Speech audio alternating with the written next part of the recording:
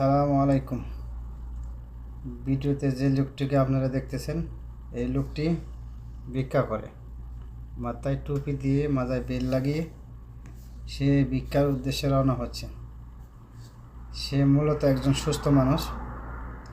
সে দীর্ঘদিন যাবৎ স্টেশনে চক্করের মোড়ে ভিক্ষা করতেছে। দেখেন কীভাবে হাঁটে, দেখেন সুস্থ একটা মানুষ। এখন দেন কি একটা অভিনয় করে, ভিক্ষার জন্য প্রস্তুতি নিচ্ছে। দেখেন এখানে প্রতিদিন ব্যাগটা রেখে ভিক্ষা করতে যায়। আপনারা দেখতে থাকেন সম্মানিত ভিউয়ার্স। দেখেন ভালো একটা মানুষ, দেখেন পায়ে হাঁটতে পারে।